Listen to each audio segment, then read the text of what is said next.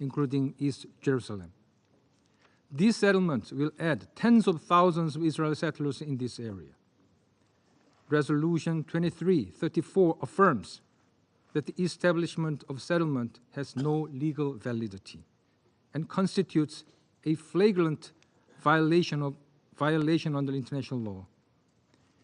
Israeli settlements are also in violation of Article 49 of the Fourth Geneva Convention, which provides that the occupying power shall not deport or transfer its own civilian population into the occupied territory. Also alarming is that Israeli settlements, coupled with impunity, are laying the groundwork for settler-related violence toward Palestinian civilians.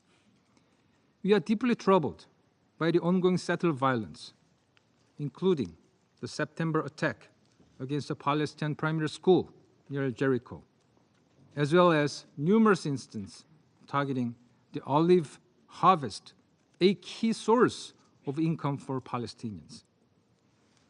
Israeli settlements activities, coupled with persistent confiscation of Palestinian lands, are also displacing Palestinians from their land.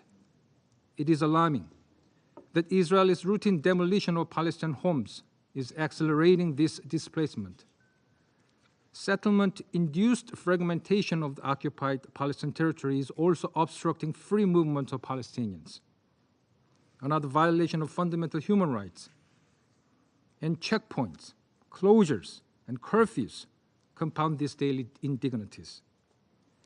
The most troubling aspect is that Israeli settlement activities serve as a major obstacle to the achievement of a negotiated two-state solution, slicing the territories controlled by the Palestinian Authority into numerous non-contiguous pieces of land.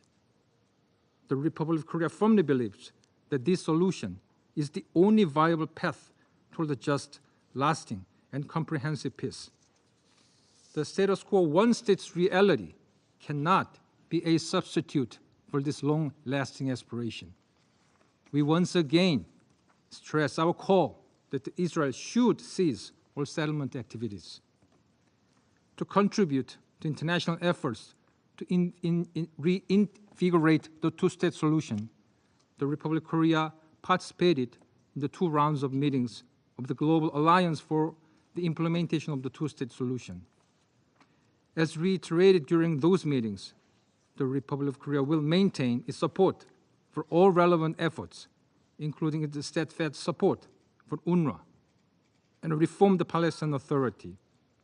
We hope that Israel act more reasonably in reciprocating the call of the international community and supporting the work of UN agencies.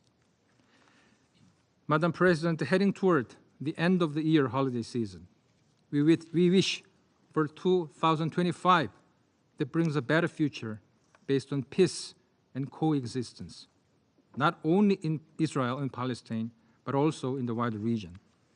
We hope that the ceasefire in Lebanon, albeit fragile, will be the beginning of the end to the widespread violation in the region. I thank you, Madam President. I thank the representative of the Republic of Korea for their statement. I now give the floor to the representative of Mozambique. Thank you, Madam President. We commend the United States presidency for convening this session, addressing the ongoing situation in the Middle East, including the Palestinian question. We thank Ms. Rosemary DiCarlo and the Secretary General for Political and Peacebuilding Affairs for her comprehensive briefing on the implementation of the Security Council Resolution 2334. We are also thankful to the civil society briefers for the information provided on the matter.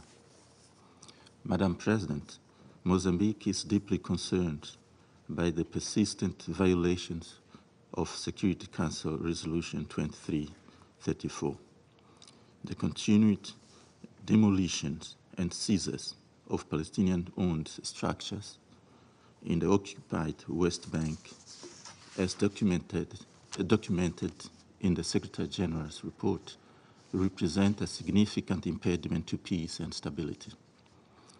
the ongoing hostilities between Israel and Hamas in Gaza have resulted in a devastating humanitarian crisis. The loss of thousands of lives, extensive civilian displacements, and systematic destruction of critical infrastructure aggravate an already dire humanitarian situation faced by Palestinian communities. Such actions, including the expansion of settlements, acts of terror and violence against innocent people, destruction of private infrastructure, constitute a blatant violation of international law. These developments systematically undermine international efforts to de-escalate tensions and pursue a comprehensive resolution to the Middle East conflict. We therefore call on all parties to immediately cease these destructive actions and create meaningful opportunities for constructive dialogue and peaceful resolution of this protracted conflict. We further call on the parties to refrain from the rhetoric of incitement to violence, inflammatory provocations, hatred, speech, and other provocative actions that can only fuel the conflict. Madam President, in conclusion, we call for an immediate, unconditional, and permanent ceasefire in Gaza, the release of hostages, and the establishment of an impeded flow of humanitarian aid in line with Security Council resolutions 2712, 2720, 2728, and 2735. We reaffirm our unwavering commitment to the two-state solution, a vision predicted on the establishment of two independent sovereign states, Israel and Palestine, coexisting harmoniously, side by side, each enjoying full membership in the United Nations. I thank you. I thank the representative of Mozambique for their statement, and I now give the floor to the representative of the United Kingdom. Thank you, President. I thank ASG Chiari and Dr. Efron for their briefings. And thank you, Mr. Levy, for sharing your brother's story with us. The suffering you and your family have been through is unimaginable. Let me state at the outset that the UK stands with you and with all those hostage families seeking desperately to bring their loved ones home. We reiterate our condemnation of the abhorrent Hamas attacks of 7 October 2023 and the kidnapping of over 250 hostages. That includes Emily Damari and 3 hostages with UK links. The hostages must be released immediately and unconditionally. Let me make 3 additional points. First, the worsening humanitarian situation in Gaza is appalling. Over 45,000 Palestinians have died since 7 October. And the last 2 months were the worst for aid since October 2023. The UN has reported a shocking increase in cases of acute malnutrition in children, and that Gaza now has the highest number of child amputees per capita in the world.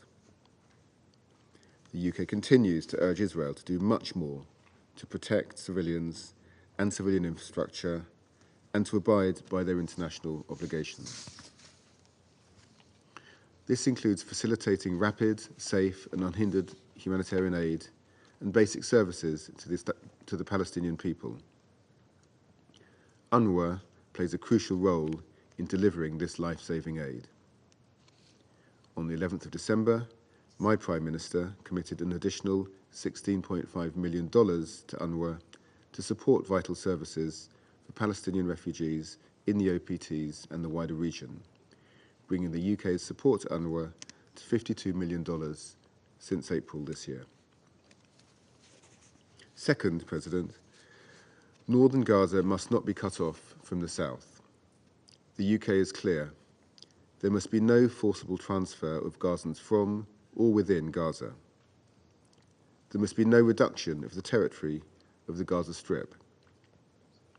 Israel's expansion of military infrastructure and the destruction of civilian buildings and agricultural land across the Strip is unacceptable.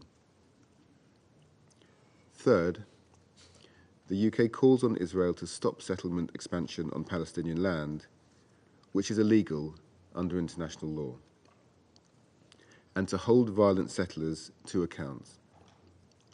Continued instability and settler violence in the West Bank should not be tolerated by Israel, and the culture of impunity must end. This does nothing to bring about peace and security for Palestinians or Israelis. We also note the decision of the government of Israel to extend correspondent banking relations for 12 months and continue to urge Israel to remove its restrictions on clearance revenues. President, the fall of Assad and the ceasefire in Lebanon offer a moment of hope for the people of the region. We must now use this momentum to deliver a long sought-after ceasefire, secure the immediate release of all hostages, and put an end to the humanitarian crisis and suffering in Gaza. I thank you. I thank the representative of the United Kingdom for their statement, and I now give the floor to the representative of Ecuador. Gracias, señora presidenta. Agradezco al subsecretario general Chiari por su informe y reitero el apoyo de mi país a la labor de Naciones Unidas y todas sus agencias. Agradezco también a la señora Ifrón y al señor Levy por sus intervenciones. La primera sesión sobre este tema en la que el Ecuador participó como miembro elegido del Consejo de Seguridad se realizó el 5 de enero de 2023. Ese día, mi país afirmó que era necesario recordar la historia para abstenerse de repetir actos que en el pasado causaron ya violencia, destrucción y muerte en Israel y Palestina. Desde entonces, el Ecuador ha exhortado a las partes en repetidas ocasiones a que se abstengan de realizar actos de provocación e incitación, a evitar los actos de violencia y terrorismo, a detener la expansión de asentamientos en el territorio palestino ocupado, a controlar la violencia de los colonos y a respetar el status quo de los sitios sagrados de Jerusalén, a cumplir con las resoluciones de este Consejo. Aunque estos llamados no han sido escuchados, hoy los reiteramos, pues son tan vigentes como entonces, porque si estos llamados hubiesen sido atendidos, hoy la situación sería diferente. El domingo 8 de octubre de 2023, este Consejo mantuvo una sesión de consultas de emergencia. En esa ocasión, mi país expresó su más enérgica e inequívoca condena a los ataques terroristas perpetrados por Hamás el día anterior y exigió que los rehenes sean liberados inmediatamente y sin condición alguna. Desde entonces, lo hemos reiterado constantemente. No hay justificación posible para atacar a civiles inocentes y esos actos execrables son la causa inmediata de la guerra que asola Gaza hasta hoy. En esa misma ocasión, el Ecuador señaló que los ataques terroristas de Hamás no representan al pueblo palestino, ni a su derecho inalienable a la libre determinación, ni a sus aspiraciones legítimas de vivir con seguridad, libertad, justicia, oportunidades y dignidad. Se advirtió que la gravísima escalada del conflicto traería consigo muertes de civiles inocentes, entre ellos mujeres y niños, que la violencia traería más violencia y que se agravaría la ya precaria situación humanitaria que vivía la población civil, lo que hacía más incomprensible lo sucedido el 7 de octubre. Se subrayó que se deben respetar en todo momento los principios del derecho internacional humanitario, que es necesario evitar afectar a la población civil, que el derecho a la defensa no es una carta blanca para la venganza y que era necesario detener el círculo vicioso que ha provocado la situación actual. Ese 8 de octubre, señora presidenta, colegas, mi delegación dijo textualmente que el Ecuador apoyará desde este Consejo toda medida o iniciativa que impulse a las partes a detener la violencia y a retomar esas negociaciones. Hoy, en la última sesión prevista sobre este tema durante nuestra membresía actual, puedo decir que el Ecuador ha cumplido con su compromiso. Mi país ha influido y votado a favor de todas las iniciativas que han buscado esos objetivos, las vetadas por unos, las vetadas por otros y las 4 que fueron adoptadas y deben cumplirse. Hoy el Ecuador reitera su llamado a la implementación inmediata de esas 4 resoluciones adoptadas, 2712, 2720, 2728 y 2735. Es impostergable un inmediato alto al fuego, la liberación inmediata de todos los rehenes y la entrada y distribución de ayuda humanitaria suficiente y oportuna a Gaza. Señora Presidenta, lo he dicho ya muchas veces y lo vuelvo a hacer por última vez desde este puesto. La resolución de este conflicto no se dará por la fuerza. Casi 8 décadas de intentarlo sin éxito por ese camino deberían ser suficientes. La única salida es avanzar hacia una solución negociada, pacífica, definitiva y justa para las partes, con la existencia de 2 estados, Palestina e Israel, sobre la base de las fronteras de 1967 y de las resoluciones relevantes. Para ello se requiere voluntad política, valentía y visión a largo plazo por parte de quienes toman decisiones. Mi país hace votos para que un día no muy lejano, con buena fe, prevalezcan esas cualidades y ambos pueblos finalmente vivan en paz, con dignidad y seguridad, reconociendo en el otro a seres humanos con derechos y anhelos de igual valor que los suyos propios. Muchas gracias. I thank the representative of Ecuador for their statement, and I now give the floor to the representative of Guyana. Madam President, I thank Assistant Secretary General Chiari for his briefing and Dr. Efron and Mr. Levy for the perspectives they shared.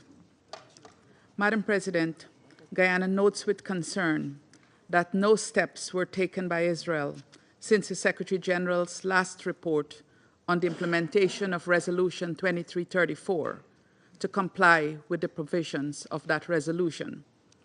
This ongoing stance of non-compliance is even more concerning, considering that the International Court of Justice has established that the Israeli settlements in the West Bank and East Jerusalem are violations of international law.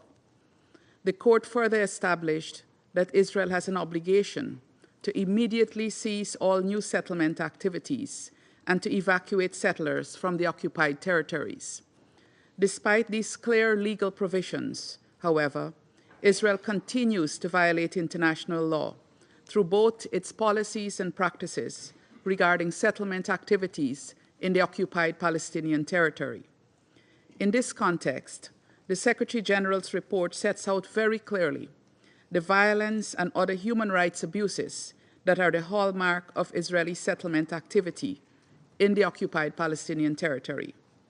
Guyana therefore reiterates its call on Israel to strictly abide by its legal obligation as an occupying power to safeguard the rights and interests of the Palestinian people.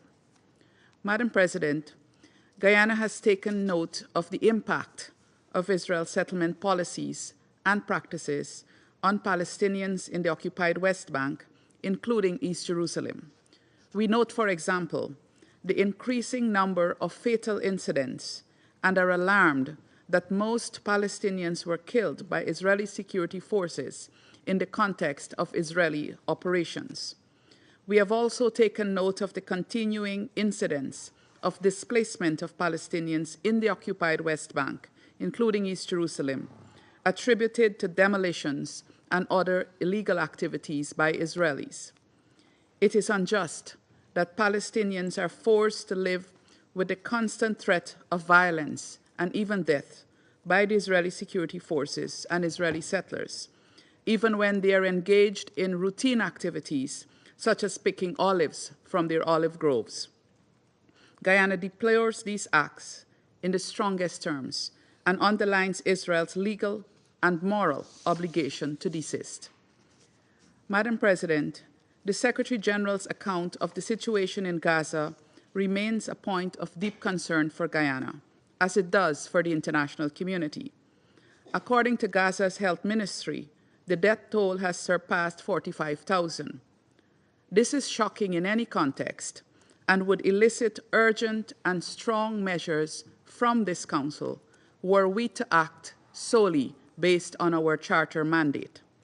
It is deeply lamentable that the Council has been unable to achieve consensus to act for the Palestinian people, while hundreds of thousands of innocent civilians are killed, disabled, displaced, orphaned, widowed, starved, among other violations, the depth and scale of which no report can perhaps adequately capture. What would it take to stop the seemingly unending suffering and killing of civilians? The answer is clear: strong political will that translates into action to end the impunity with which the rights of the Palestinian people have been violated for all these decades. Madam President, we urgently need a political horizon to move us beyond the status quo. We already have the relevant frameworks established by the resolutions adopted both by the General Assembly and this Council.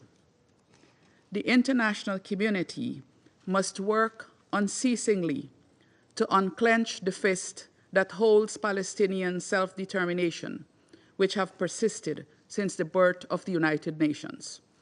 This continues to be manifested in cycles of violence meted out against the Palestinian people with impunity, in the denial of their requests for full membership of the United Nations, for recognition, and to chart their own political path, among others. In all of this, the two-state solution continues to be effectively undermined. We cannot allow this to continue.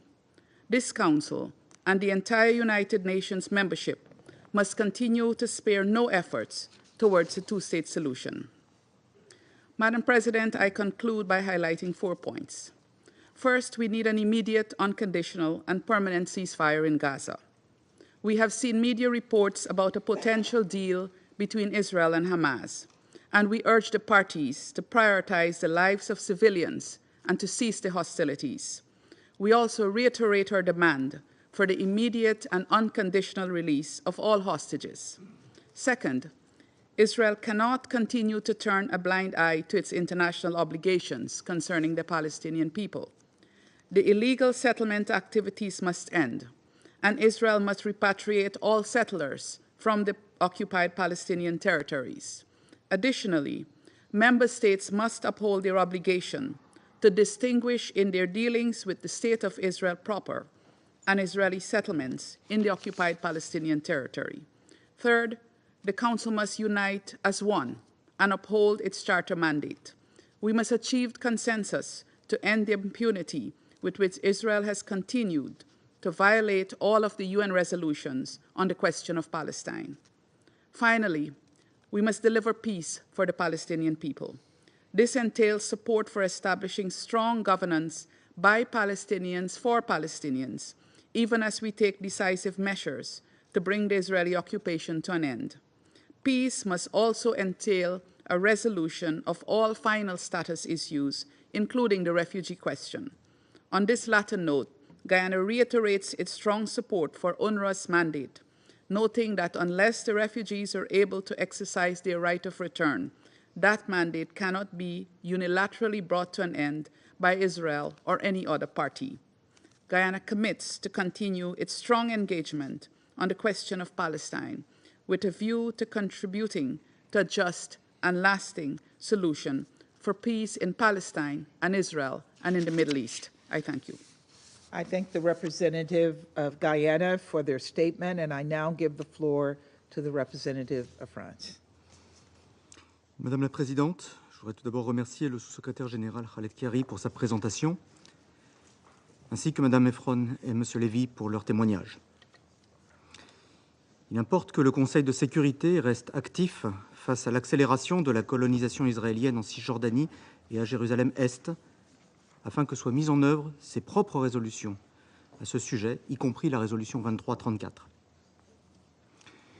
La position de la France est connue et constante. La colonisation est contraire au droit international et nous la condamnons. La Cour internationale de justice a indiqué dans son avis consultatif du 19 juillet 2024 qu'Israël avait l'obligation de mettre fin à sa présence dans les territoires palestiniens occupés dans les plus brefs délais. La France ne reconnaîtra jamais l'annexion illégale de territoires ni la légalisation de colonies sauvages. Elle met en œuvre la politique de différenciation prévue par la résolution 2334 de ce Conseil qui vise à matérialiser la distinction juridique entre le territoire d'Israël internationalement reconnu et les territoires occupés. La politique de colonisation est un obstacle majeur à une paix juste et durable fondée sur la solution des deux États. Elle constitue également un facteur de tension et de violence sur le terrain. À cet égard, la politique de terreur conduite par certains colons israéliens contre la population palestinienne dans les territoires occupés doit cesser. En tant que puissance occupante, Israël a la responsabilité de prendre sans délai les mesures nécessaires pour protéger les civils palestiniens. À Jérusalem-Est, le statu quo historique sur les lieux saints doit être préservé. Dans la bande de Gaza, il faut que la guerre cesse. Il faut que les souffrances des civils cessent. La France demande un cessez-le-feu immédiat et permanent. Madame la Présidente, notre position est également sans ambiguïté sur un autre sujet important. Tous les otages doivent être libérés sans délai et sans condition. La France soutient les efforts de l'Égypte, des États-Unis et du Qatar pour y parvenir. Elle condamne une fois de plus les attaques terroristes barbares perpétrées par le Hamas et d'autres groupes terroristes le 7 octobre 2023. Ce Conseil doit être en mesure de le faire sans ambiguïté.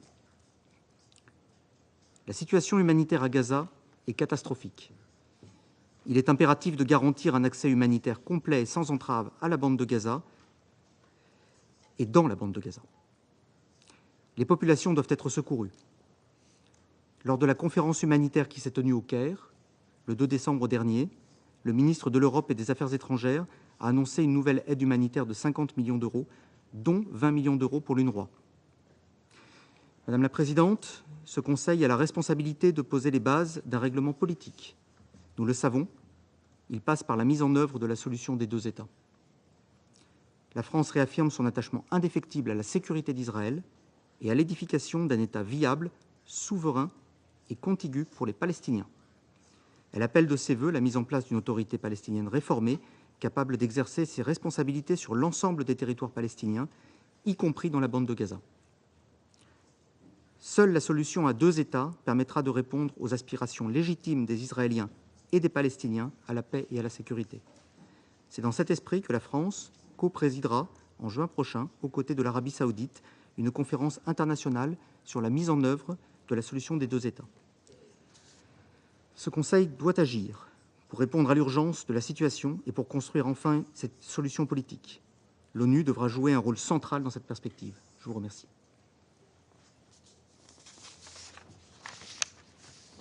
I thank the representative of France for their statement, and I now give the floor to the representative of Slovenia. Thank you, Madam President. I'd like to start by thanking A.S. Chiari for his briefing and Ms. Safran and Mr. Levy for their testimonies. As always, today's meeting is a sobering reminder that peace in the Middle East, without an investment of astounding efforts, will stay elusive. The region is shaking. The trembles are affecting lives of individuals on a daily basis and without an end in sight. Madam President, in Gaza, strikes, including on densely populated areas, displacement and widespread destruction carry on in flagrant violation of international humanitarian law. They are coupled with extreme hunger, disease, severe limitations to humanitarian assistance, and attacks on and looting of humanitarian convoys and humanitarian actors. International humanitarian law is clear regarding the rapid and unhindered delivery of aid. Suffering of civilians is intensifying, including of hostages still held in Gaza. All of this are further exacerbated by complete absence of law and order. We repeat that only a ceasefire will pave the way to peace. In the occupied West Bank, the advancement of new housing units is appalling, and we underline our long-standing position on the illegality of settlements. They are a violation of international law. We underline once again, and in line with the ICJ advisory opinion, the occupation must end. The downward spiral in the West Bank, including East Jerusalem, has to end. This includes demolitions and seizures of property. We deplore the intensification of settler-related violence, as well as killings and injuries, including during operations, demonstrations, clashes, airstrikes, and other incidents. We share the concern about the large number of Palestinians, including children, detained by Israeli forces and in administrative detention. Numerous reports of torture and other ill treatment, including sexual violence, are profoundly distressing. Access of independent monitoring bodies to detention facilities must be ensured. We are also deeply concerned over the deep economic crisis affecting the Palestinian economy, prolonging and deepening the humanitarian needs of the Palestinian people. We support efforts to address Palestinian government's fiscal challenges, strengthening its governance capacity, and preparing it to resume its responsibilities in Gaza. Madam President, Slovenia continues supporting the efforts and the role of the United Nations. We praise the work of the UN workers on the ground, including of UNRWA, to address the suffering of civilians. We repeat our call to the Israeli government not to implement laws concerning UNRWA. The agency contributes to the broader efforts towards achieving a two-state solution, which is the only just and sustainable solution for peace and security for both Palestinians and Israelis. We admire the dedication of UN representatives, and in this regard, I'd like to take this opportunity to thank Special Coordinator Venesland for his work. I thank you, Madam President. I thank the representative of Slovenia for their statement, and I now give the floor to the representative of Switzerland. Merci, Madame la Présidente. Je voudrais aussi remercier le secrétaire général adjoint Khaled Kiari de sa présentation. Nous avons écouté attentivement la présentation de Madame Efron et le récit poignant de Monsieur Levy. La Suisse a fermement condamné, dès le 7 octobre, les actes de terreur et la prise d'otages par le Hamas et d'autres groupes affiliés en Israël. Madame la Présidente, permettez-moi de soulever un des thèmes qui aura le plus profondément préoccupé la Suisse tout au long de son mandat au Conseil de sécurité, la protection des civils et notamment du personnel humanitaire. La Suisse est consternée par les faits rapportés à ce propos, parmi d'autres, dans le dernier rapport du secrétaire général portant sur la mise en œuvre de la résolution 2334. Selon le rapport, les frappes aériennes israéliennes auraient tué plusieurs acteurs et actrices humanitaires le 30 novembre dernier, dont un employé de Save the Children et 3 employés de World Central Kitchen. Ces victimes se sont ainsi ajoutées à la liste des plus de 330 humanitaires tués, dont une grande majorité d'employés de l'UNRWA. Depuis le 7 octobre 2023, des dizaines de milliers de civils ont ainsi été tués, y compris encore ces dernières semaines. La Suisse condamne toute attaque contre les civils avec la plus grande fermeté. Le respect des principes de distinction, de proportionnalité et de précaution dans la conduite des hostilités sont des obligations en vertu du droit international humanitaire.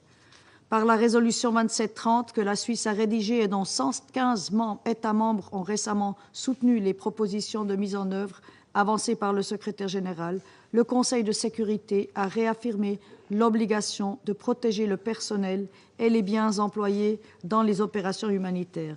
Cette protection est d'autant plus cruciale à la lumière de la situation humanitaire catastrophique à Gaza.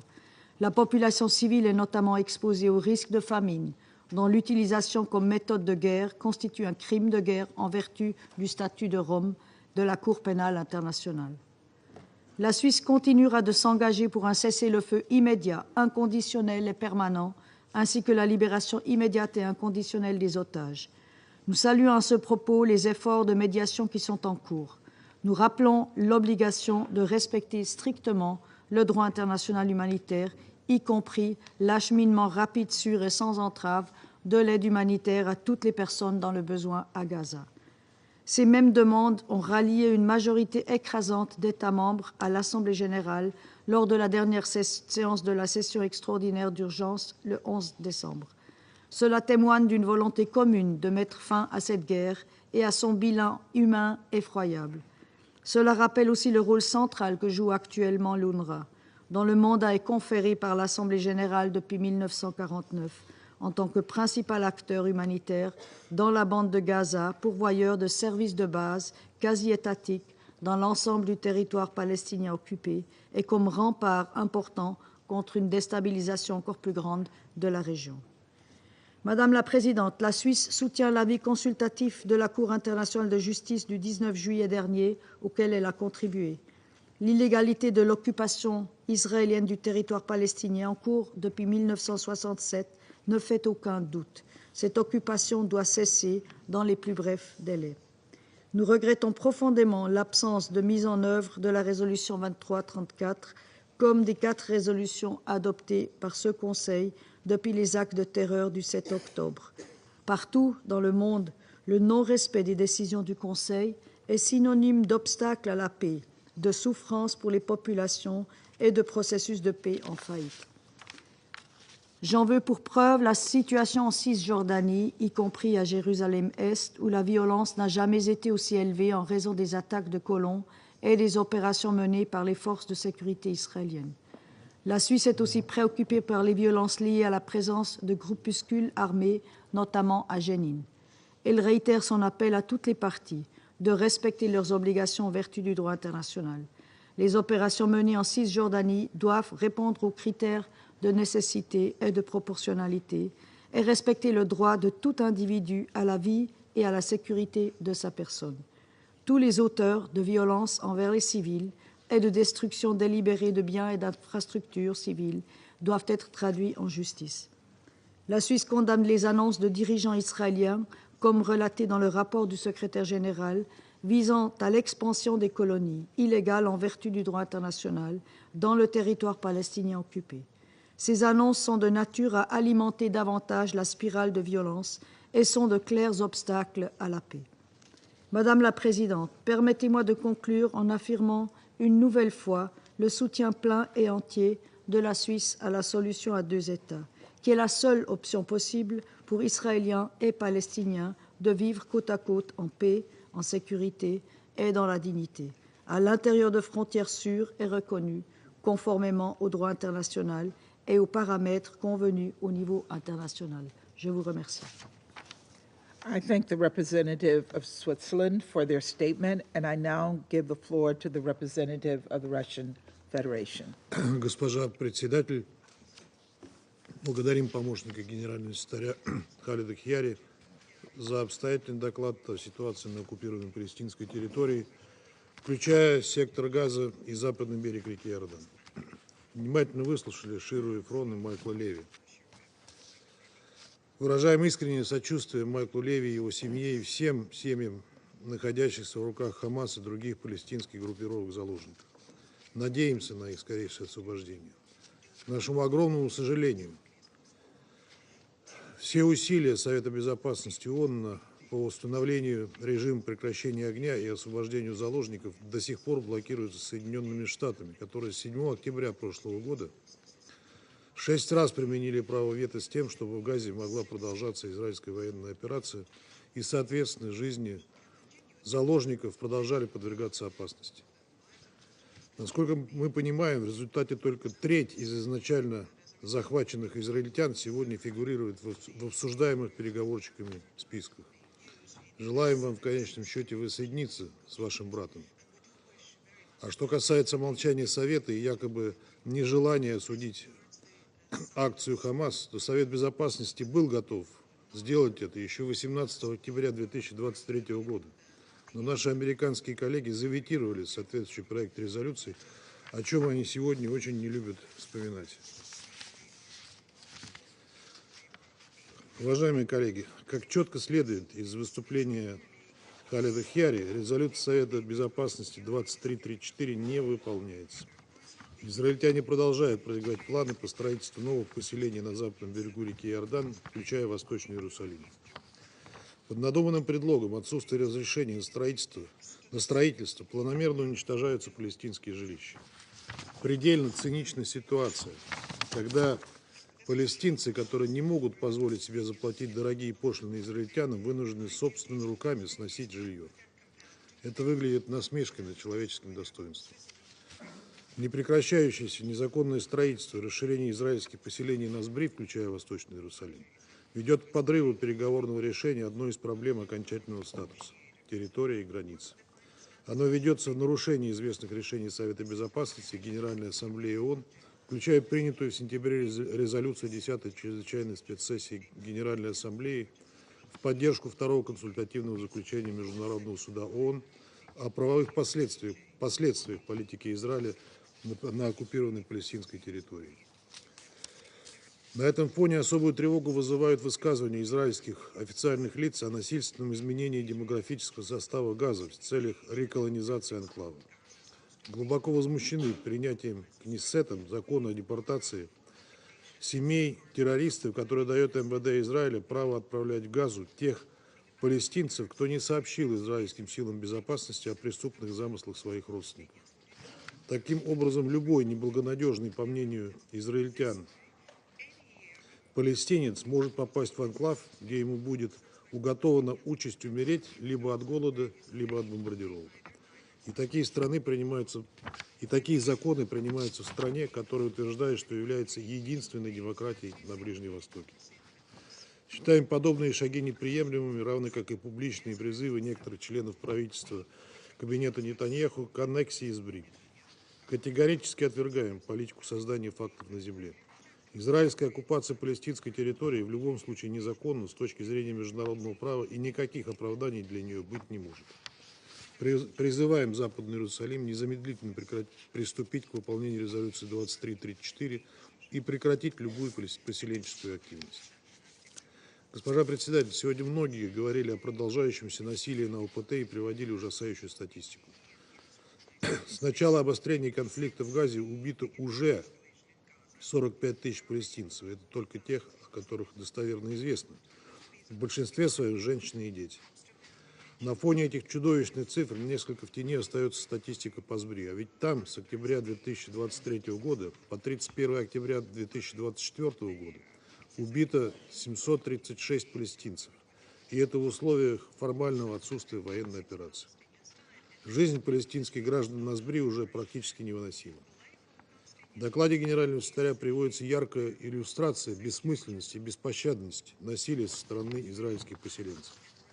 5 октября группа из 40 израильтян, вооруженных ружьями, дубинками, ломами и перцовыми баллончиками, отправилась на охоту за сборщиками оливок.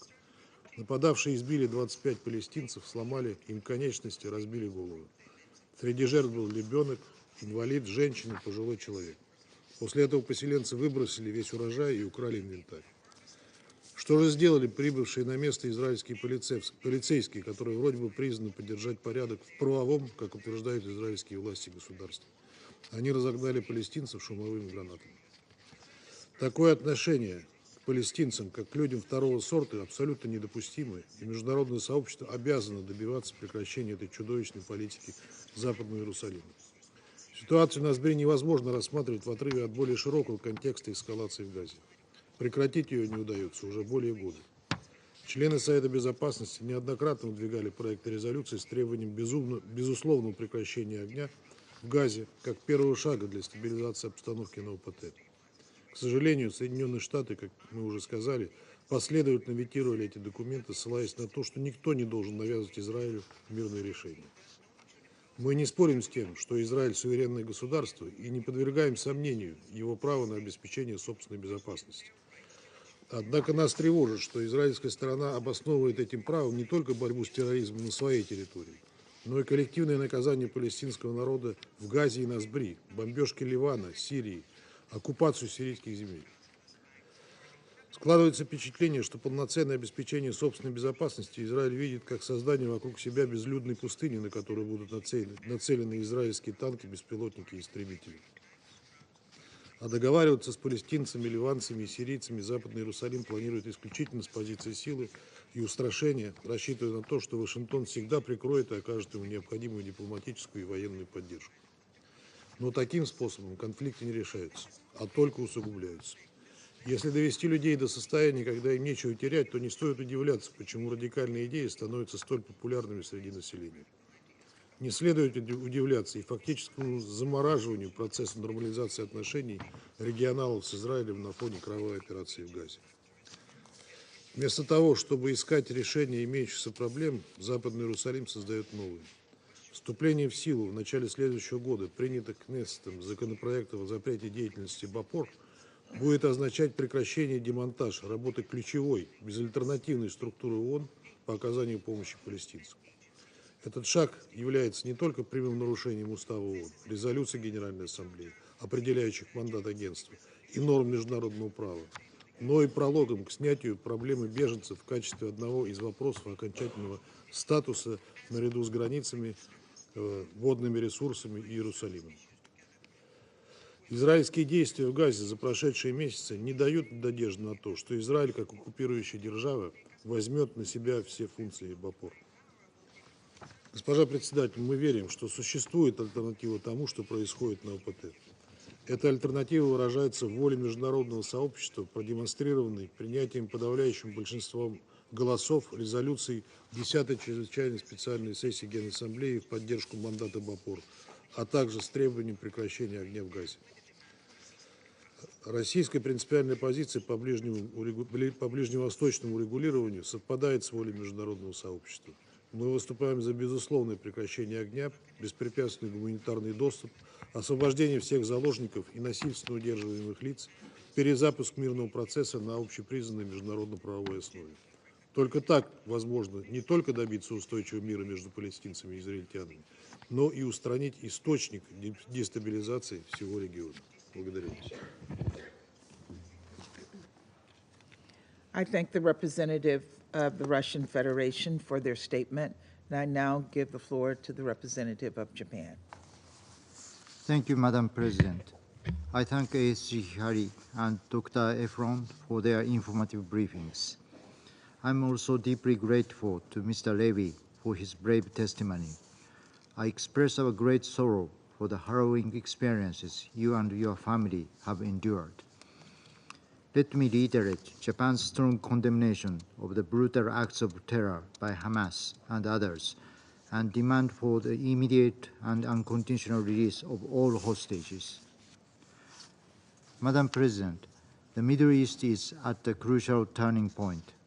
While the situation in the region remains fragile, recent events have offered a ray of hope for peace. In Lebanon, Israel and Lebanon agreed to a ceasefire. Japan welcomes this achievement and commends the mediation efforts by the United States and France. All parties should take all measures to fully implement this ceasefire agreement and bring about stability. In Syria, the Assad regime has fallen. We need to follow the situation with caution, as it might be the start of a spiral of social unrest.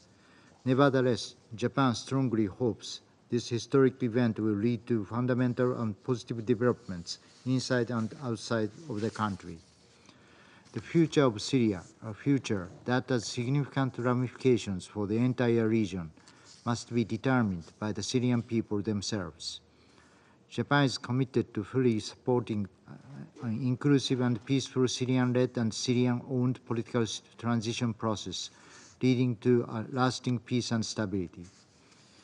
Madam President, we hope these evolving circumstances will help realize a breakthrough in devastating conflict in Gaza, where many hostages continue to be held and IDF's military operations remain active.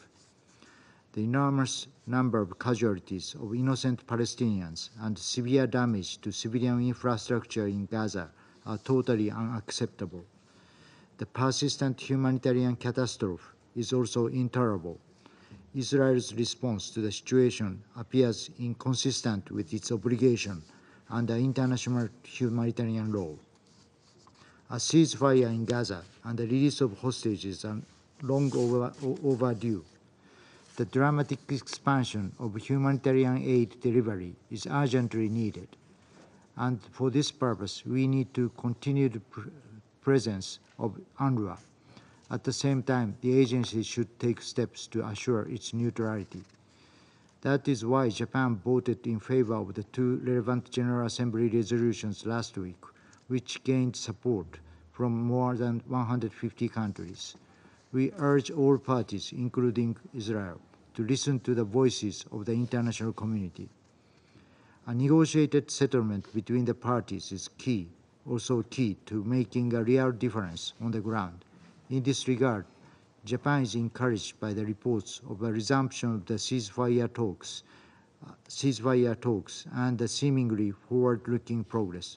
We support the tireless efforts of the mediators. Both parties should seize the opportunity to finalize concluding the deal. But the ceasefire, even if it is materialized, does not mark the end of the tragedy. Tremendous challenges lie ahead to rebuild Gaza and provide for the well-being of the people living there.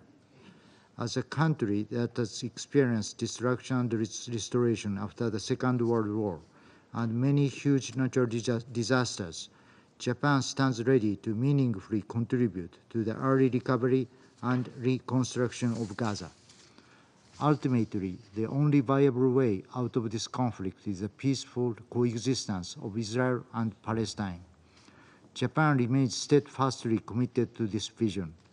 We oppose Israel's illegal settlement activities and any attempts to annex the West Bank. These would undermine the viability of a two-state solution and must stop immediately. We will also spare no effort to revitalize the Palestinian Authority financially and politically, both here at the UN and through our own initiatives, equally after our current term in this Council is over. I thank you, Madam President. I thank the representative of Japan for their statement. I now give the floor to the representative of Algeria. Madam President, we thank Mr. Khaled Khiari for his comprehensive briefing. And we take note of the interventions of the civil society representatives. We extend our gratitude to the Secretary General for his sobering report on the implementation of Resolution 2334. It is a report filled with anguish and despair for the Palestinian people, a stark testament to the ongoing impunity with which the Israeli occupying power disregards international law. It also reflects the paralysis of the international community in the face of such blatant and systematic violation. This report is yet another painful reminder of our collective failure to uphold the right and dignity of the Palestinian people. Madam President, in Gaza, people are not living. They are simply waiting to die. People are not living. They are simply waiting to die. As the Secretary General himself recalled, the catastrophe in Gaza is nothing short of a complete breakdown of our common humanity. End of quote. The death toll now exceeds 45,000. 45,000. 70% of whom are women and children, with more than 107,000 wounded. The entire neighborhood in Gaza have been demolished. Today, violence, disease, and starvation are omnipresent threat. Humanitarian aid remain highly insufficient to meet the immense needs of the population. Quite simply, Gaza has turned into a graveyard for the living. As if these miserable conditions were not enough, the Israeli occupying army systematically hunts Palestinian civilians from one shelter to another. On December 15, just 3 days ago, 4 schools sheltering displaced families were bombed, killing at least 50 people. For those who doubted the gravity of the violation of the international humanitarian law under Israeli occupations, the facts presented in the Secretary General reports leave no room for ambiguity, leave no room for question. Objective observers will reach the conclusion that Israel is committing genocide in Gaza. This is meticulously documented by Amnesty International in their recent report, pertinently titled, "You Feel Like You Are Subhuman: Israel's Genocide Against Palestinians in Gaza." So what will the international community do in the face of this genocide? Will it continue to perpetuate impunity? Will it continue to perpetuate immunity? Will it continue to obstruct international justice? Will it continue to deprive Palestinians of their fundamental rights? Is it not time for justice? Is it not time for accountability? Stopping the ethnic cleansing is for us a moral and legal duty. Madam President, a ceasefire in Gaza is long overdue. We deeply regret these councils' inability to demand an immediate, unconditional, and a permanent ceasefire. The Security Council would have acted decisively to fulfill its responsibility to maintain international peace and security. We cannot continue to look away. Madam President, the situation in the West Bank, including Al-Quds Sharif, is equally alarming. The Security Council, the General Assembly, and the International Court of Justice have reaffirmed that Israeli settlements and associated practices constitute flagrant violations of international law. Yet, settlement activity continues unabated. In 2024 alone, plans for over 13,000 housing units have been advanced. Meanwhile, Palestinians' houses are destroyed. Meanwhile, Palestinians live in terror of settler violence, emboldened by the protection of the occupying authorities. While we acknowledge the very light sanctions imposed by some countries against few settlers, this Council cannot remain silent. Furthermore, the daily killing of Palestinians, including women and children, underscores the relentless violence they endure.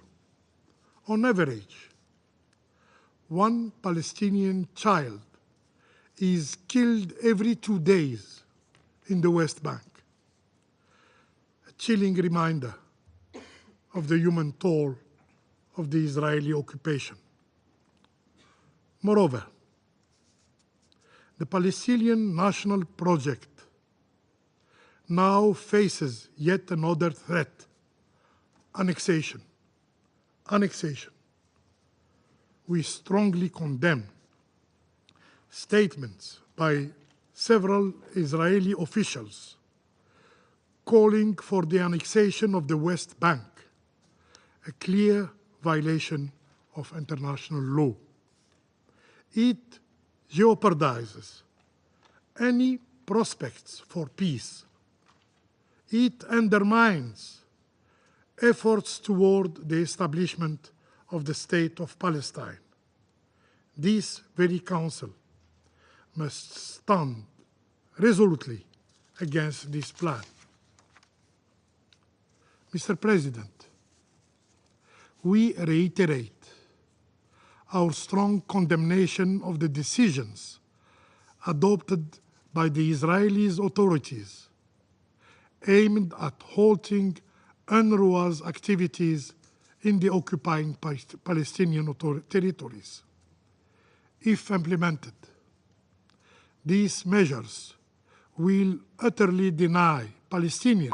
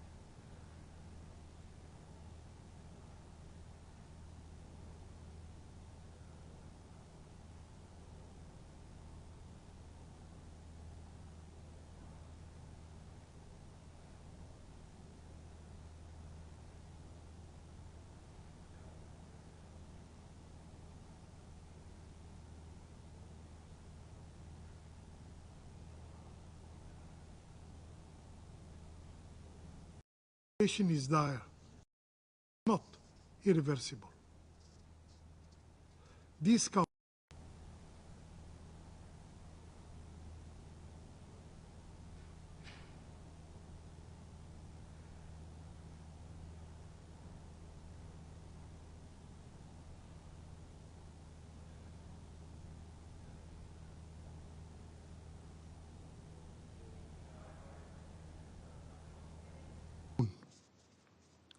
stability and security in the Middle East are closely linked to the resolution of the Palestinian issue, which requires the end of the occupation and the restoration of the Palestinian people's inalienable rights. The establishment of a sovereign Palestinian state with Al-Quds al-Sharif as its capital is not merely a legitimate aspiration of the Palestinian people, but the cornerstone for achieving lasting peace in the whole Middle East. I thank you. I thank the representative of Algeria for their statement. I now give the floor to the representative of China. 主席，我要感谢加利助理秘书长和民间社会通报人的通报。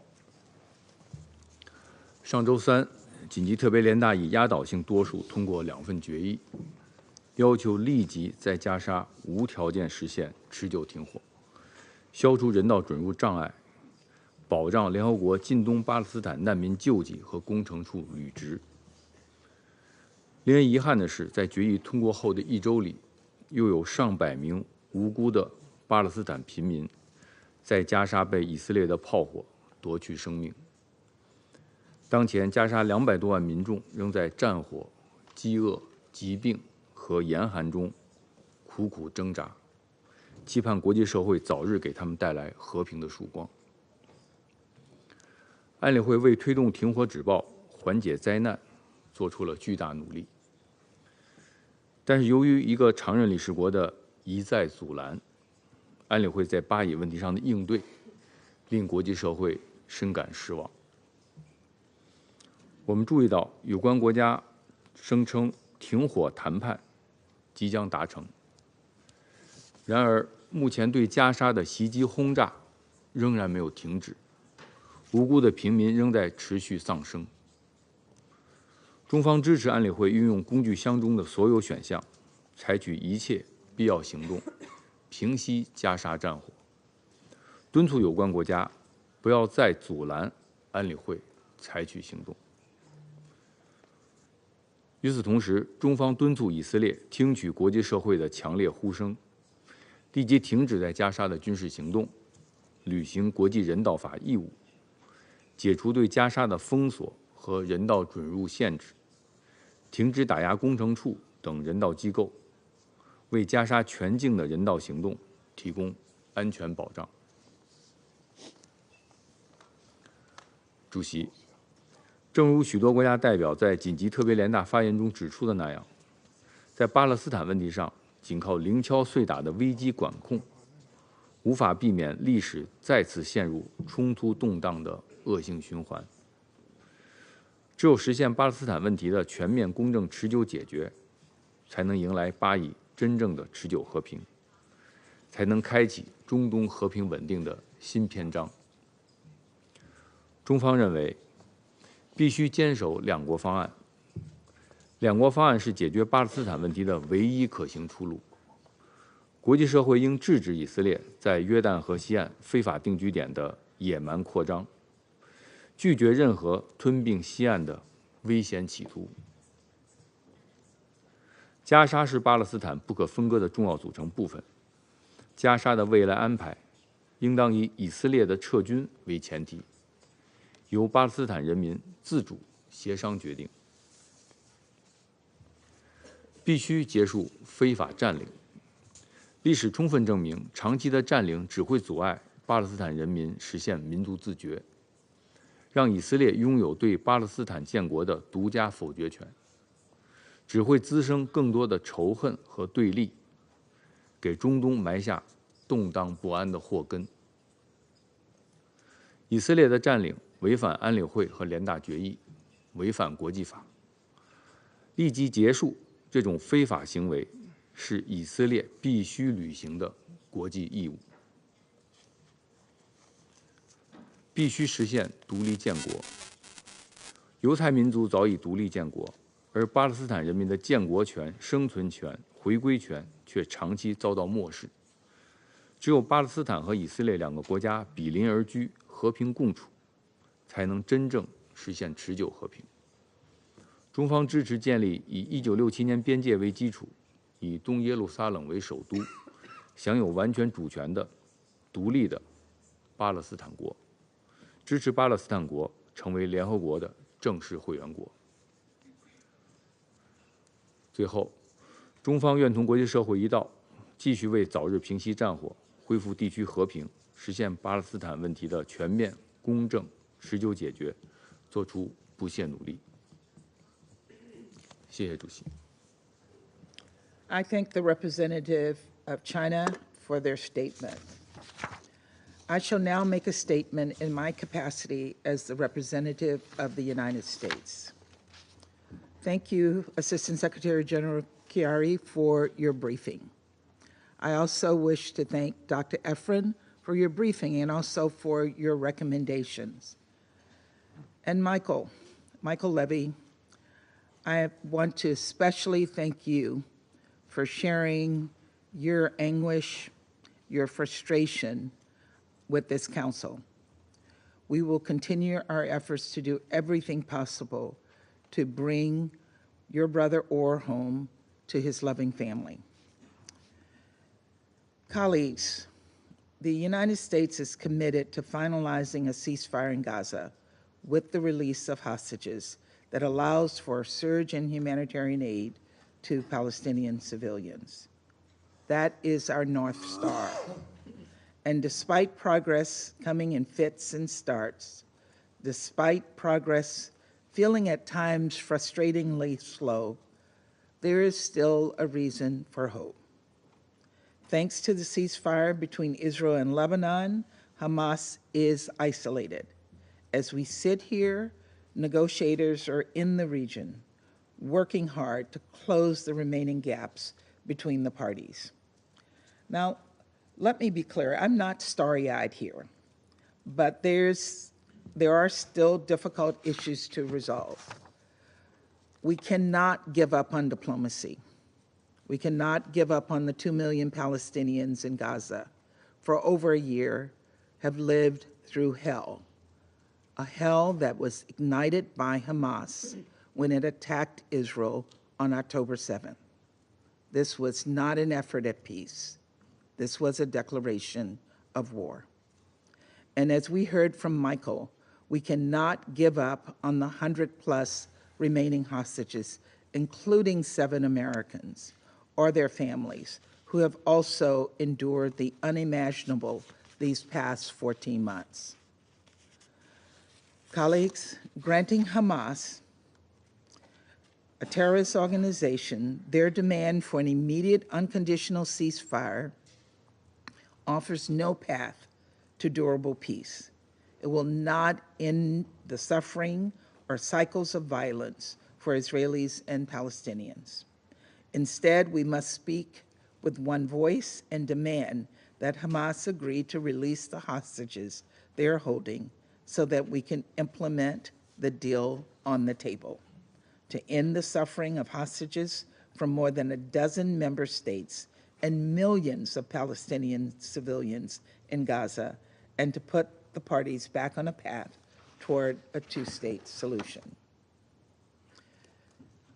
It also is time for Israel and the United Nations to stop working against each other and instead take pragmatic steps to ensure there is no interruption of humanitarian aid delivery to Palestinians in desperate need.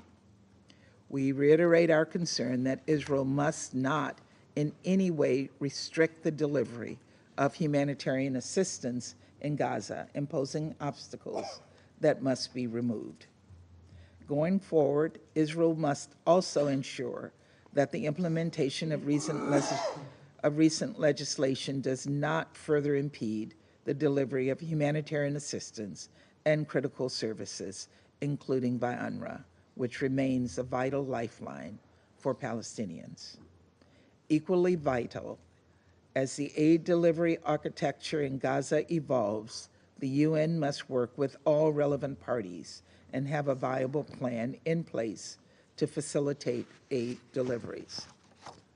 The Secretary General's recent letter regarding UNRWA and the future of aid delivery in Gaza suggests that the UN has not yet begun an earnest conversation with Israel regarding implementation of the legislation.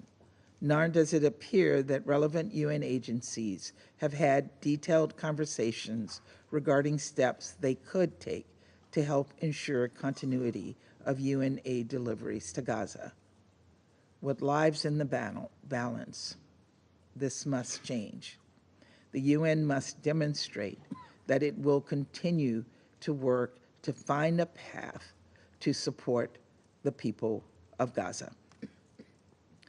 Colleagues, cynicism will not end this horrific conflict, but bold leadership can offer the prospects of a durable peace, one in which Palestinians and Israelis live side by side with equal levels of dignity, security, and opportunity. To put a finer point on it, a durable peace between Israelis and Palestinians will only be achieved through a negotiated two-state solution consistent with this Council's resolutions. There's no other path that guarantees Palestinians can live with the freedom and dignity they deserve. And there's no other path that guarantees an enduring peace between Israel and its neighbors. This is a peace worth striving for, and it's one the United States has worked tirelessly to advance even in the darkest hours since October 7th. And so even as we work to surge relief into Gaza right now, we must also think about a day after, one in which Gaza is reunited with the West Bank under the control and governance of a revitalized and reformed Palestinian Authority. Economic security in the West Bank offers a foundation on which the parties can build. In this regard, we welcome the Israeli government's recent decision to extend correspondent bank relationships between Israeli banks and their Palestinian counterparts for another year.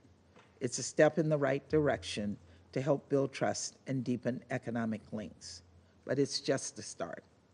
We need to see a resumption of the economic activities, including worker permits that ground to a halt following October 7th.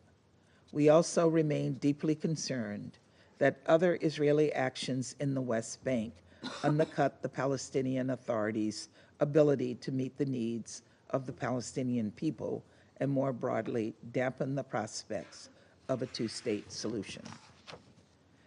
Colleagues, we reiterate our position that advancing Israeli settlements in the West Bank is an obstacle to the achievement of a two-state solution, the end state we all want to see as we seek to bring the fighting in Gaza to a close. Yet, more settlement units were approved this past year than in any other 12-month period this decade. We reiterate our belief that Israel's program of support for the expansion of settlements is inconsistent with international law and only serves to weaken Israeli security. We also remain deeply concerned about violence committed by extremist settlers in the West Bank. A disproportionate amount of this violence emanates from illegal outposts, several dozen of which have been established over the past year. To be clear, these outposts are illegal under Israeli law. The hundreds of violent attacks over the past year have forced Palestinians to abandon their homes and vacate more than a dozen of their villages. Even more alarming, last year saw the highest number of Palestinians killed in the West Bank since the UN began collecting data in 2005. We condemn the attacks by extremist settlers in the strongest possible terms and reiterate that Israel must intervene and stop them, or better yet, prevent them in the first place. To that end, we urge Israel to halt efforts to legalize outposts in the West Bank and to do everything possible to de-escalate tensions and hold all perpetrators of violence accountable, no matter the background of the perpetrator or the victim. Colleagues, I first addressed this council on this topic in March of 2021 during my first presidency. I had just arrived at the United States mission to the United Nations just a few weeks prior. And I outlined 3 pillars of U.S. policy with respect to the Israeli-Palestinian conflict. The first was to sustain our ironclad commitment to Israel's security. The second was to help both Israelis and Palestinians take steps toward a 2-state solution, ensuring Israel's future as a democratic and Jewish state while upholding the Palestinian people's legitimate aspirations for a state of their own. And the third was to deliver aid to the Palestinian people. I said then, and I quote, "Let us strive to achieve peace and prosperity for all." So much has changed since that meeting nearly 4 years ago. So many lives have been shattered before, on, and in the months that have followed October 7th as a result of the catastrophic conflict that Hamas instigated. But now, like in 2021, the United States remains committed to bringing that cycle to an end. And so we will continue to work tirelessly to advance diplomacy on the ground. For a ceasefire with the release of hostages, for a surge of aid today and days after in Gaza that reaffirms the dignity, the security, and opportunity of Palestinians and Israelis alike. For a 2-state solution and a new day for the next generation. Let us strive to achieve that peace and prosperity for all. Thank you. I resume my function as President of the Council. The representative of Mozambique has asked for the floor to make a further statement. I give them the floor. Thank you. Madam President, I have asked the floor for the second time just to make a correction to the statement I just delivered. Our thanks go to Assistant Secretary General Khalid Kiari instead of Madame Di Carlo, as I mentioned by mistake. Thank you. I thank the representative of Mozambique for their further statement. I now give the floor to the permanent observer of the Observer State of Palestine.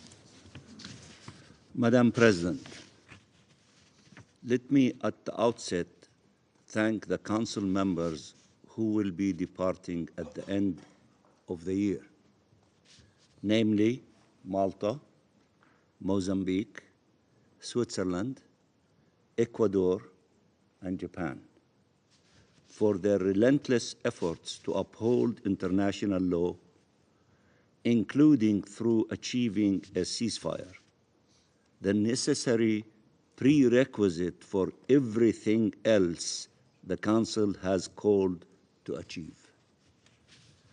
Allow me also to say that while we reject the U.S. resorting several times to the veto over the last year, I want to commend your personal engagement and your constructive approach, always seeking to move the needle in the right direction, in manners that the wider public is unaware of.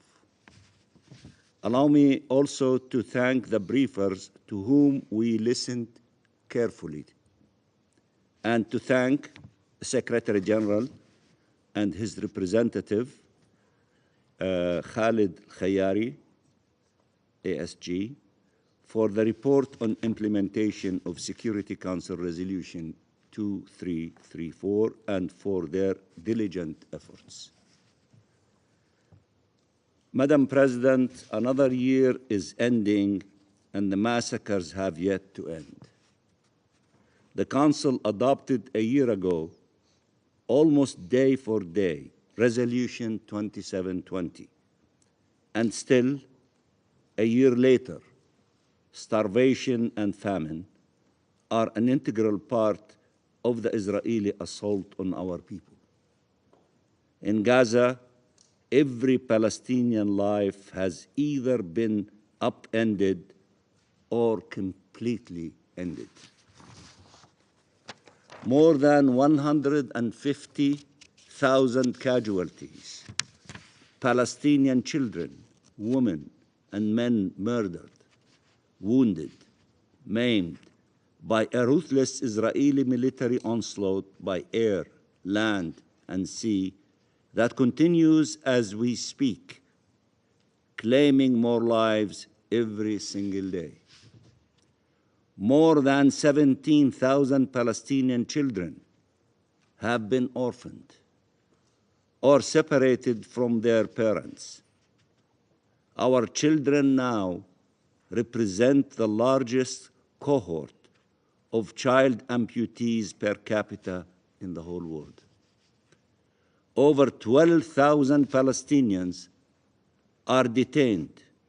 Many of them have been abducted, subjected to torture, sexual abuse, and even killed. Thousands more civilians are unaccounted for. The torment of those who survive untold. Trauma and terror, destruction and devastations inflicted on the Palestinian people with no end in sight. A mass collective punishment unseen in our world in this century.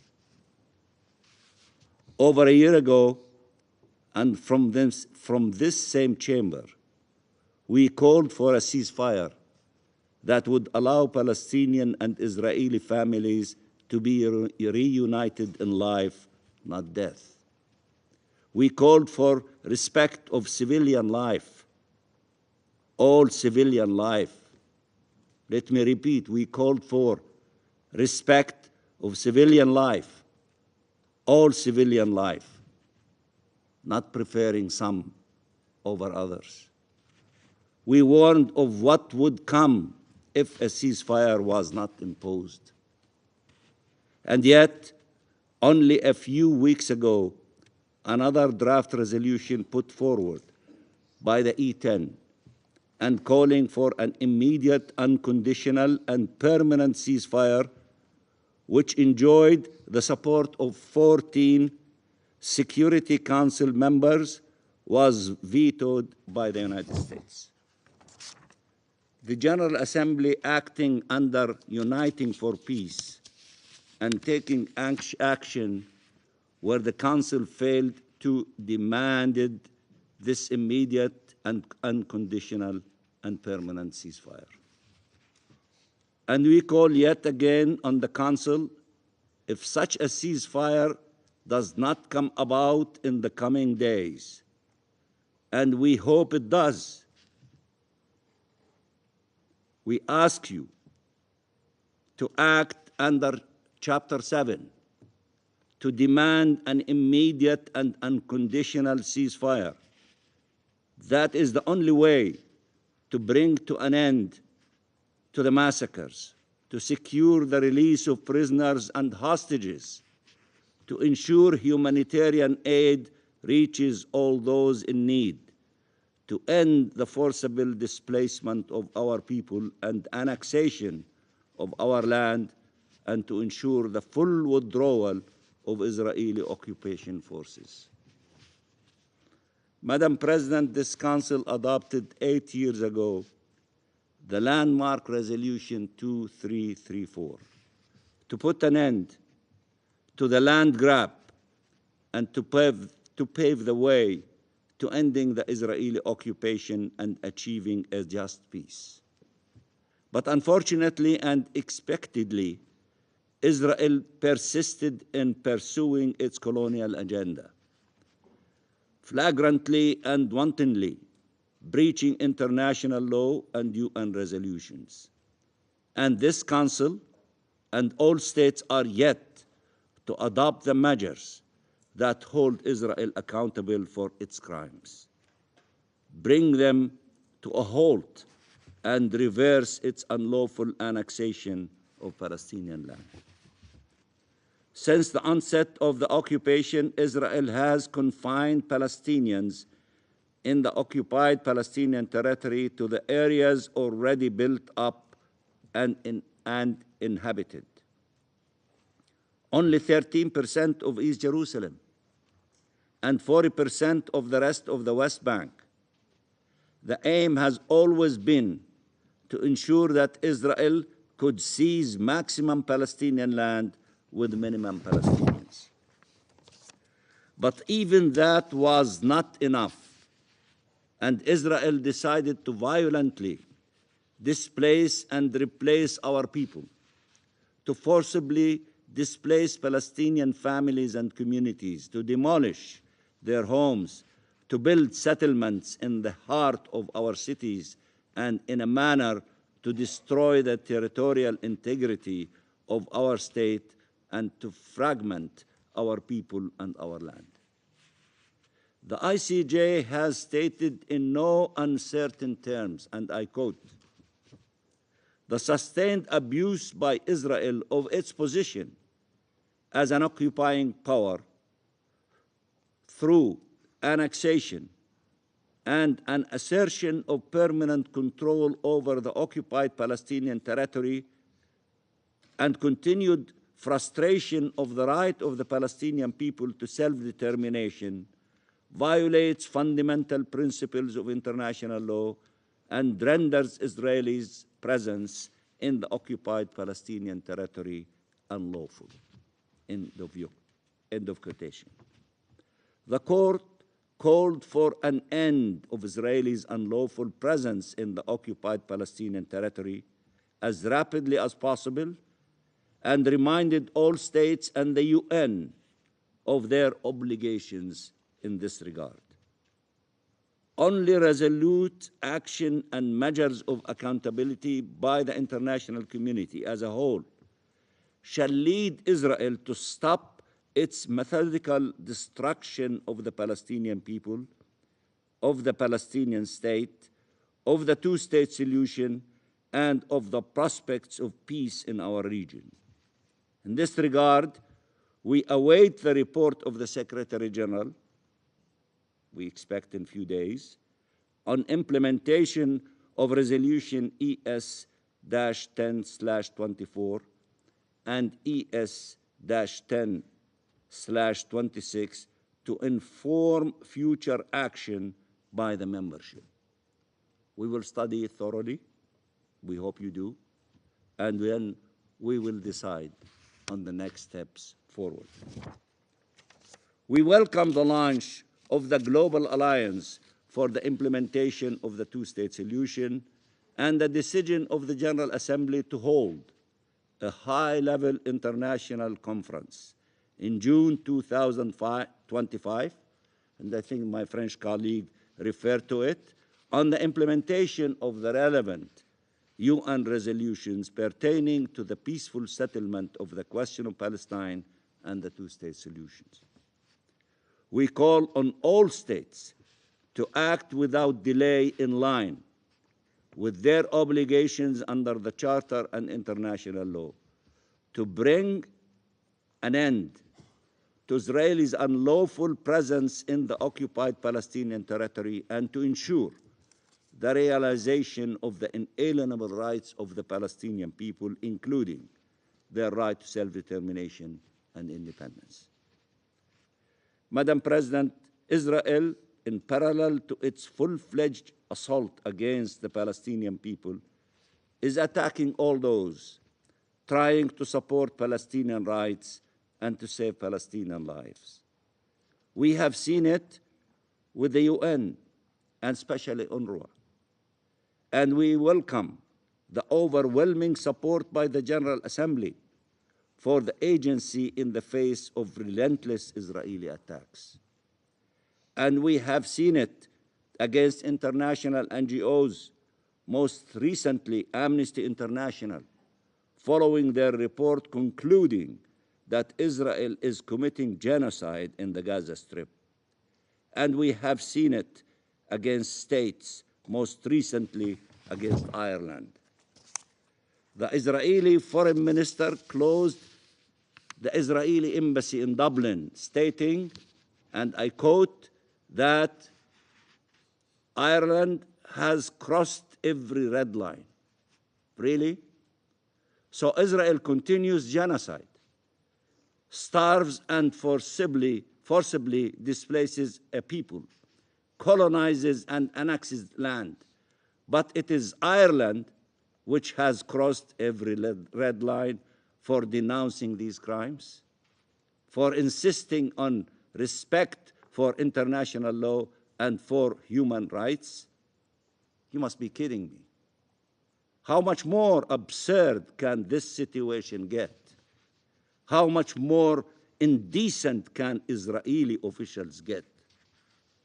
Israel has now accused the UN, almost every state on earth, the ICJ, the ICC, the world's most renowned NGOs, public figures, and moral voices of our time of anti-Semitism. Jews around the world cannot be held responsible for Israelis' actions, nor can Israel speak in their name or use them as shield to deflect condemnation of its violations. We reject this deliberate conflation between the actions of a state, or should I say the crimes of a state, and those who belong to a given faith. And we should all consider that this is dangerous and a terrible disservice to the fight against anti-Semitism and must demand it stop. Ireland and other countries around the world have shown that they will not be deterred nor distracted by Israelis' baseless attacks and smear campaigns. They will hold to their principled positions despite the bullying, threats, and harassment. We salute all those who are standing up for freedom, justice, and peace, many informed by their own histories and their own struggles, and are pushed to action by their commitment to international law and to human rights. Madam President, those who think they can end this conflict by taking more Palestinian lives and unlawfully colonizing more Palestinian land, or that they can bypass or ignore the Palestinian question and somehow establish peace in our region, are delusional. They are ignoring 77 years of history that demonstrates that there is no way around the Palestinian issue, and that there will be no peace in our region without the peaceful settlement of the question of Palestine. Let me repeat that there will be no peace in our region without the peaceful settlement of the question of Palestine. We are out of time, but are not out of options. We are not powerless. Occupation, war, and death are not our only horizon. But we all need to take the required actions to bring them to an end. No more delays, no more excuses, no more half measures, no more strong speeches and weak actions. Let me repeat that. No more strong speeches and weak actions. Action speaks louder than words. This is a time to show resolve, to be guided by moral clarity, and to lead by example. We call on each state to examine what more they can and must do to uphold international law and to implement UN resolutions. And we tell them they have a responsibility before history and humanity, for our people, for all peoples, to act now so that freedom, justice, and peace can prevail. Act now to end the massacre and genocide in Gaza, to end the ethnic cleansing and apartheid, to end this illegal occupation, to end the conflict and to achieve peace. We ask for nothing more than the rights international law guaranteed to our people. But we also cannot accept anything less.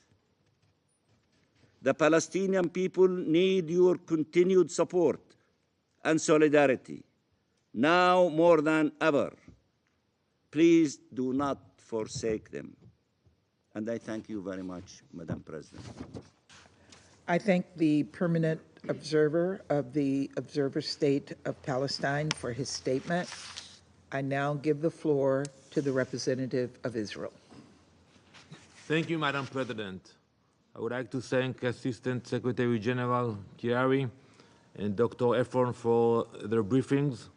I would like to thank the United States for allowing the voices of the hostage families to finally be heard in this council. Michael, thank you for your brave and incredibly powerful briefing. We will do everything we can to bring your brother and all of the hostages home. I must note my disgust at the fact that the Algerian representative could not bring himself to acknowledge Michael and the pain he suffers every day because of Hamas, or even mention the crimes of Hamas in Gaza. As we have reached the end of a very long year, I would like to ask you all to cast your minds back to these past 12 months. The pain and suffering felt by so many, including the families of the 100 hostages still held by Hamas, and the sacrifices made to protect the innocent from terrorists. However, this was also 12 months of immense transformation, and ahead of us lies opportunity. In 2024, the Middle East has become virtually unrecognizable. We continue to dismantle Hamas, and we continue to eliminate any threat that they may pose, and rid Gaza of their terrorist oppressors. Moving north, Hezbollah, once Iran's most vicious and dangerous proxy, has been heavily degraded.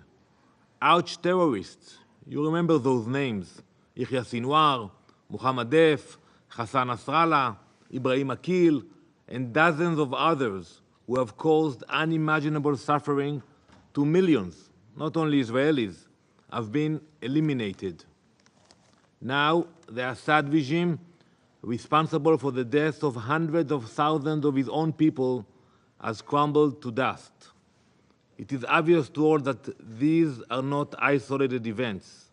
They are all connected, and together they present an extraordinary opportunity for this Council and the world. The chance before us is clear, the chance to finally end the Islamic regime of Iran's aspirations for a Shiite supremacist empire, the chance to liberate the world from the most corrupt, most violent, most destabilizing regime. Israel has acted decisively. We have struck the terror networks that once cast a shadow over our region. But the burden of securing peace does not rest on Israel's shoulders alone. Iran's provocations continue to escalate, with shameless threats about its nuclear ambitions. Its proxies in Lebanon, in Yemen, in Iraq remain active and deadly, spreading chaos far beyond the region. This is not a localized threat. The Islamic regime of Iran is a danger to the entire world. The recent report from the International Atomic Energy Agency on Iran's nuclear progression, alongside the recent letter from the UK, France, and Germany, highlighting Iran's, and I quote, significant non-compliance, were cries for immediate action. This is not about a hypothetical future. The danger is already here, looming on the horizon. The time to act is now.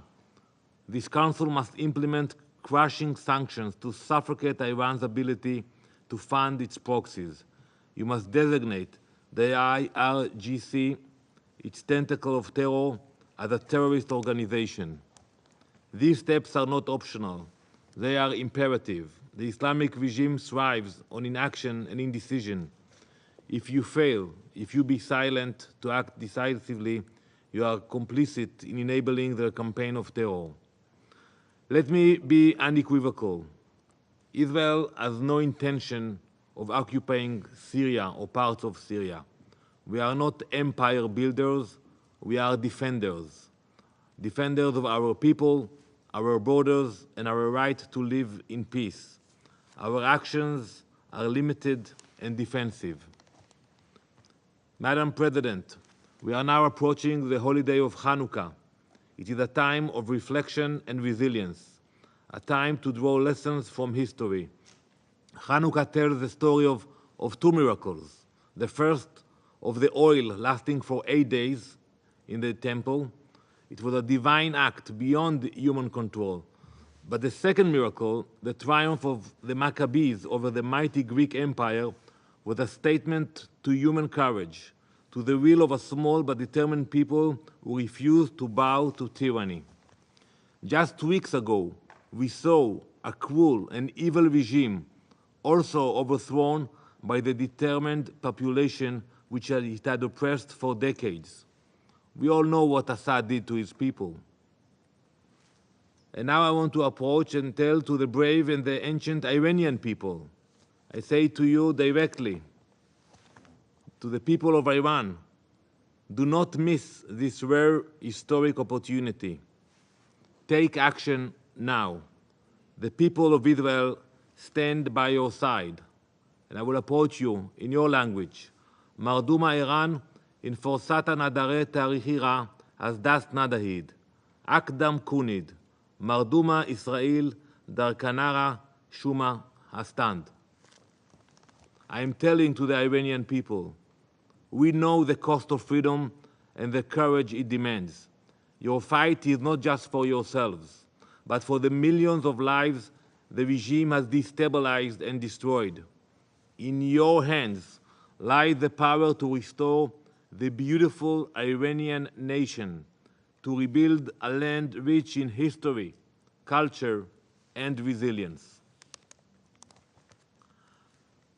Madam President, as we reflect on the hope of Hanukkah, we must also confront the unfinished work before us.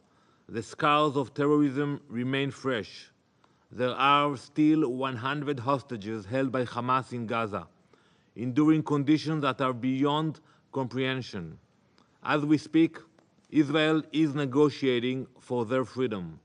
Hamas's crimes against humanity are despicable, and yet much of the world remains silent. Colleagues, while we dismantle Hamas's terror network, we continue our humanitarian efforts to ensure aid reaches those in need. Hundreds of trucks enter Gaza on a daily basis. The total aid amount has now reached 1.2 million tons. Just this past Saturday, we coordinated the entry of 5,000 liters of fuel to operate essential hospital systems. Alongside the fuel, we delivered hundreds of boxes of medical equipment and food. Additionally, 36 patients and caregivers were transferred to more stable hospitals in Gaza. Yet, look what happened on the same day.